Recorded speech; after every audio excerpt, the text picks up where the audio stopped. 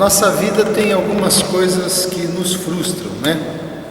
Uma delas é você aguardar o resultado e ele sair diferente daquilo que você imaginou. Por exemplo, você pode construir no seu pensamento que você vai a uma repartição pública e você diz assim: bom, eu vou lá, vou procurar o chefe na repartição pública, ele vai me orientar, ele vai falar o que eu devo fazer e eu vou sair daquele lugar assim, com meio caminho andado. Amanhã eu termino e resolvo o meu problema.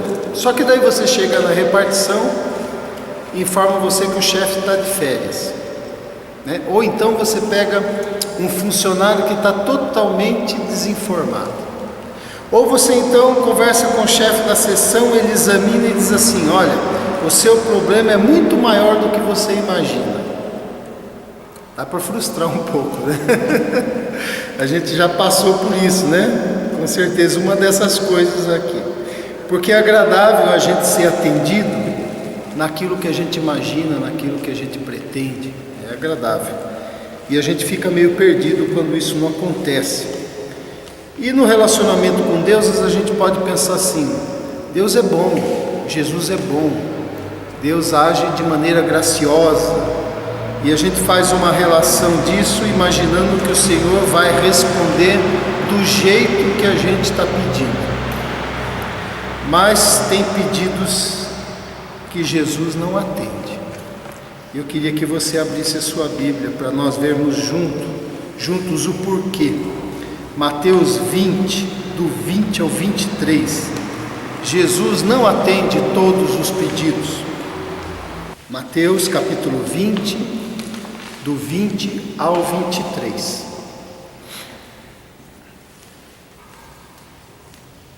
Diz assim: então aproximou-se de Jesus a mãe dos filhos de Zebedeu com seus filhos e, prostrando-se, fez-lhe um pedido.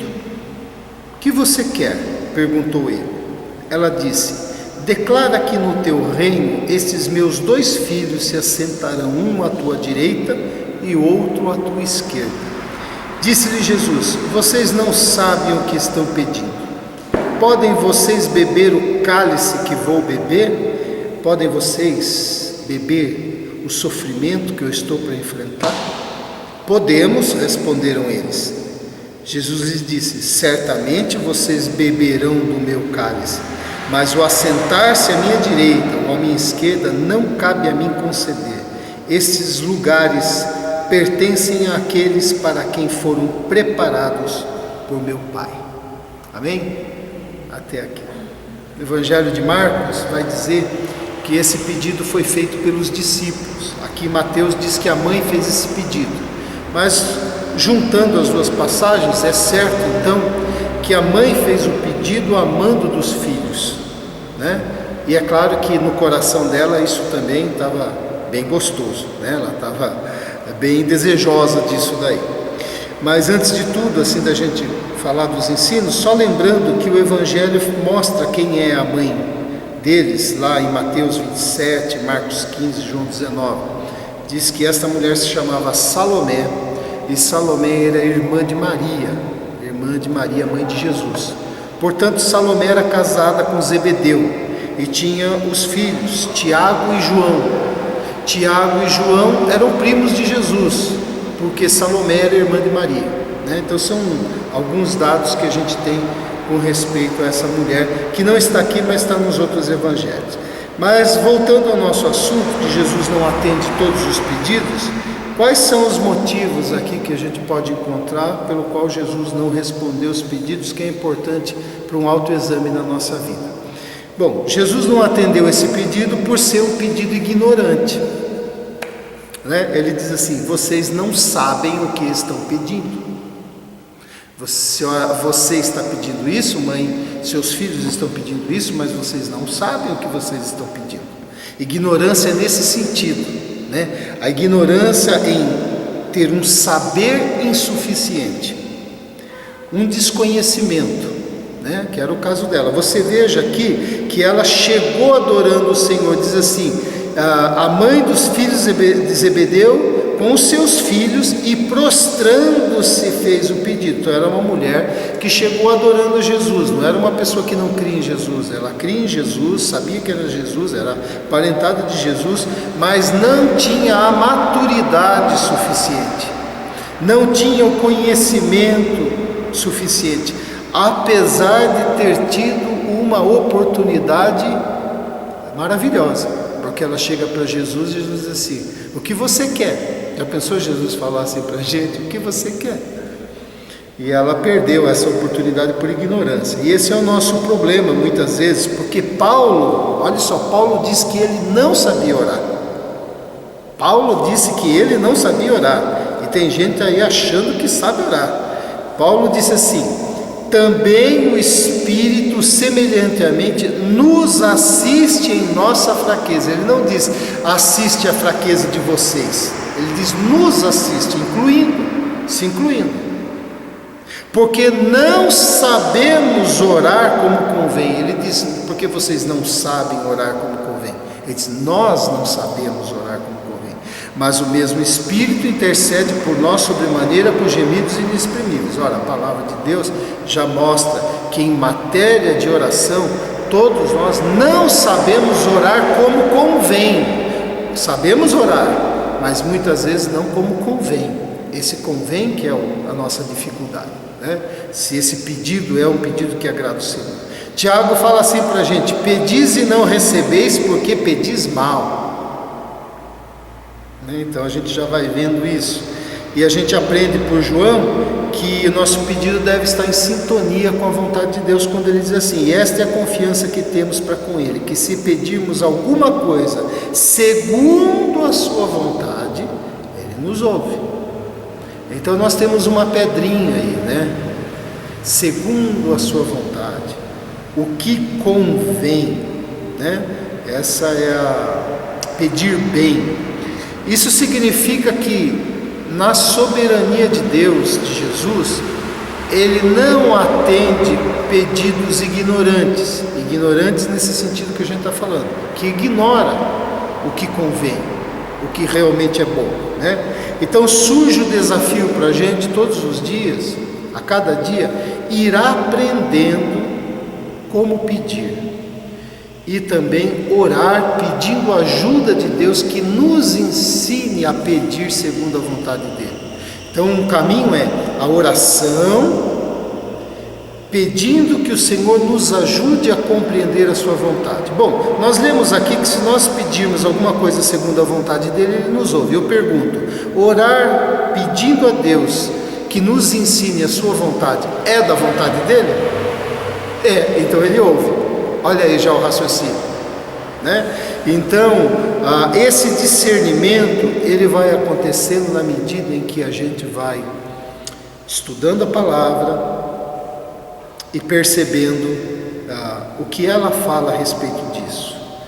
Vamos olhando para Jesus e vendo como Jesus orou, o que Jesus ensinou sobre oração, como que ele, sendo filho, falou com o Pai, o que é que ele pediu, o que é que ele ensinou a respeito da oração.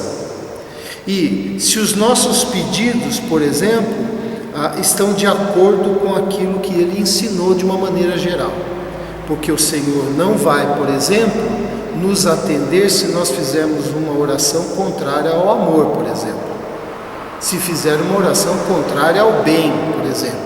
E aí, quando a gente vai aprendendo o que é o bem, o que é o amor que o Senhor ensina, nós temos um parâmetro para saber se aquilo que nós estamos pedindo é contrário ou não. Isso vai ser sempre o desafio da nossa vida, mas nós podemos pedir a Deus que nos ajude e podemos ir ganhando discernimento à medida em que a gente vai olhando para Jesus e vendo como ele orou e como ele ensinou a respeito da oração e o que a palavra fala a respeito disso. Segunda coisa, por que Jesus não atendeu esse pedido? Está lá no verso 21. Porque foi um pedido carregado de vaidade.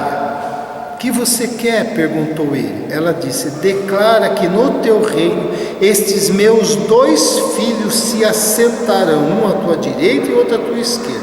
E é engraçado que Jesus diz assim: ele não diz, você não sabe o que você está pedindo, ele diz, vocês não sabem o que estão pedindo, porque ele está incluindo os filhos e a mãe, né?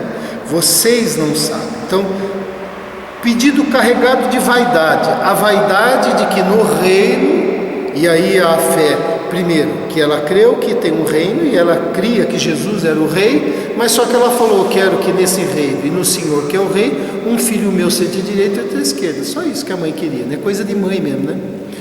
Filho, né? Então, além da ignorância da mãe, foi um pedido vaidoso.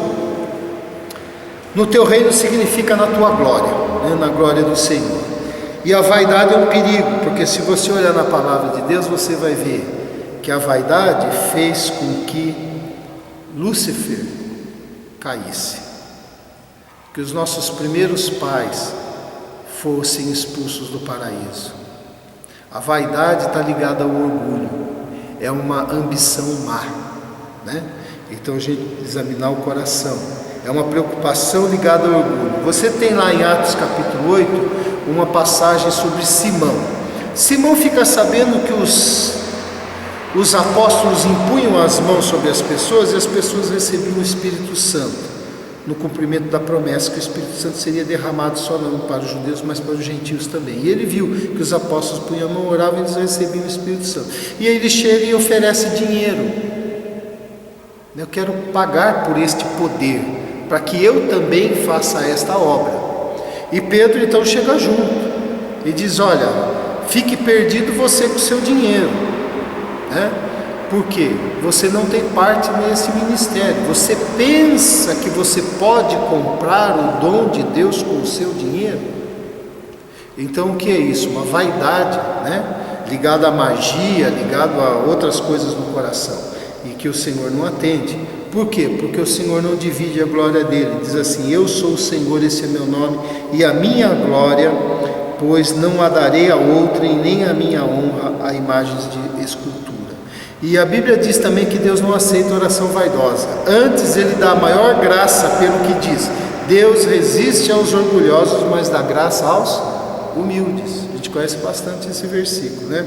Pedro vai dizer, rogo igualmente os jovens, sede submissos aos que são mais velhos, outrossim no trato de uns dos outros, cingivos de humildade, porque Deus resiste aos soberbos, contudo aos humildes concede a sua graça. Então é um exame se muitas vezes aquilo que nós estamos pedindo ao Senhor, primeiro, é um pedido ignorante, eu tenho certeza do que eu estou pedindo, não fere nada na palavra, não fere o amor, não fere o bem, não fere o ensino. Jesus aprovaria esse pedido? Jesus, tem alguma coisa que Jesus ensinou sobre isso? Segundo, isso, o que eu estou pedindo, será que não é uma vaidade do meu coração? Será que isso não é um capricho meu? Será que isso não é uma ambição minha? Será que realmente é necessário? Esse autoexame a gente tem que fazer na caminhada de pedido ao Senhor, né? Que é o segundo ensino. Por quê? Porque a gente pode cair em outros erros. Por exemplo, o terceiro ensino, no verso 23, diz assim, então quando Jesus disse que eles não sabiam o que estavam pedindo, Jesus fez uma pergunta, vocês podem beber o cálice que vou beber? Veja só, eles nem compreenderam isso. O cálice era uma linguagem para sofrimento ou até mesmo para a morte, porque na Grécia, por exemplo, passava-se um cálice de veneno, né? E o soldado ia dizendo, bebe, bebe, e às vezes na misericórdia dizia, pula, bebe, bebe, né? E assim o filósofo Sócrates morreu tomando cicuta, não foi? Então o cálice tinha esse símbolo de sofrimento, até de morte. Jesus está dizendo, por acaso vocês podem beber do sofrimento que eu vou beber, ou passar pelo que eu vou passar? Olha a resposta deles, podemos, né? Nem entenderam. Aí ele disse assim, certamente vocês beberão. Por quê? Porque haveria perseguição ainda para chegar, eles não tinham compreensão disso. Mas daí Jesus disse assim, esses lugares pertencem àqueles para quem foram preparados por meu Pai. Terceiro ensino, porque Jesus recusou esse pedido, é que foi um pedido sem coerência. O que é isso, sem coerência? A mesma coisa que você chegasse numa empresa e falasse com quem é o responsável, dizendo: olha, eu pretendo tal vaga que a firma está oferecendo, mas você não sabe nada do serviço e você não sabe como funciona. Essa é incoerência, né? Adianta fazer isso? Você pedir a vaga, você não sabe nem o que é feito e nem como trabalha? Nessa incoerência, o que Jesus está dizendo a incoerência está: isso que vocês estão pedindo não é da alçada de vocês, isso que vocês estão pedindo nem eu posso resolver, isso é de exclusividade do Pai. Há lugares e há situações que são de exclusiva autoridade do Pai, e nós podemos, por exemplo, na nossa ambição, pedir ou desejar algo que não cabe a nós fazer isso, né? Então é isso que o Senhor está falando para a gente. Nosso pedido deve ser coerente, ou seja, ter lógica. É só a palavra que vai dando isso para a gente. A gente deve reconhecer que a gente foi chamado, e a gente deve reconhecer que a gente deve viver dentro da vontade de Deus. Isso nos basta. Você veja como isso não está distante da gente, que ao passarmos por problemas, quantas vezes a gente se pegou tentando entrar na mente de Deus,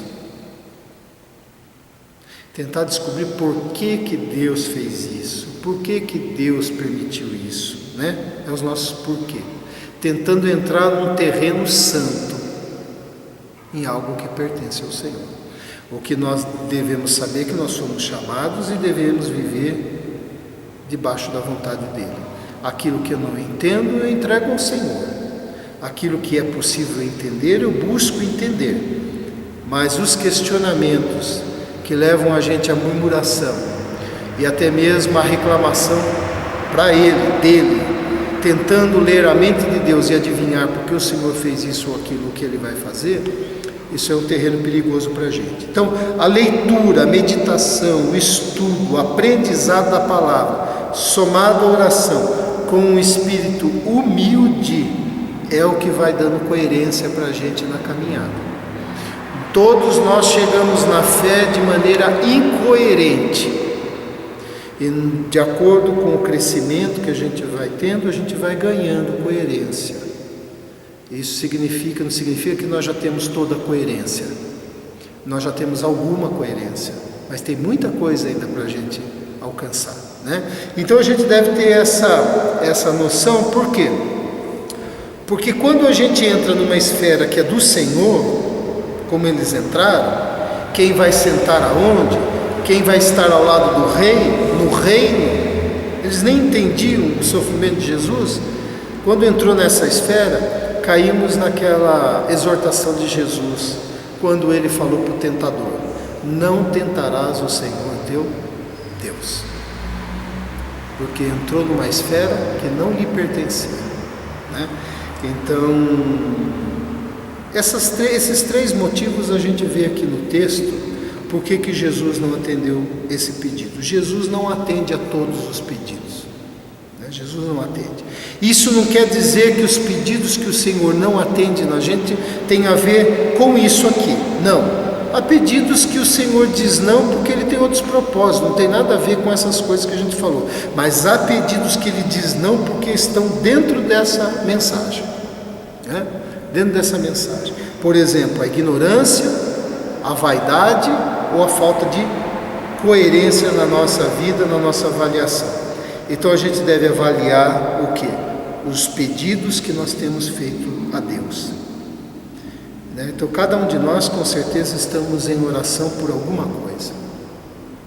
Vamos examinar se nós sabemos bem o que nós estamos pedindo ou nós estamos ignorantes nisso. Se o que nós estamos pedindo é uma vaidade do nosso coração, e se o que nós estamos pedindo é incoerente, porque nós estamos entrando num terreno que é santo. É só esse o objetivo da mensagem: fazermos um autoexame na nossa oração, daquilo que nós estamos pedindo. E graças a Deus que Ele não nos atende. Pensou se o Senhor atendesse um pedido vaidoso? Atendesse um pedido ignorante? e atendesse um pedido incoerente, quem que ia sofrer as consequências? A gente. Graças a Ele que não atende, e graças a Ele que não atendendo dá oportunidade para a gente amadurecer. Amém? Pai querido, eu louvo ao Senhor, porque a Tua palavra vai nos ensinando um ensinamento para o resto da nossa vida, todos os dias, ganhando mais consciência no Evangelho, todos os dias ganhando um pouquinho mais de compreensão acerca da Sua vontade, todos os dias aprendendo a orar um pouquinho mais, sabendo que o que está à frente de nós ainda é muito distante, mas graças a Ti, como disse Paulo, que o Espírito Santo do Senhor intercede por nós. Graças ao Senhor Deus, que avalia, corrige e busca diante do trono do Todo-Poderoso aquilo que é bom para a gente. Muito obrigado, porque o Senhor não atende a todas as nossas orações. Louvado seja o Senhor. Amém. Amém? Deus abençoe.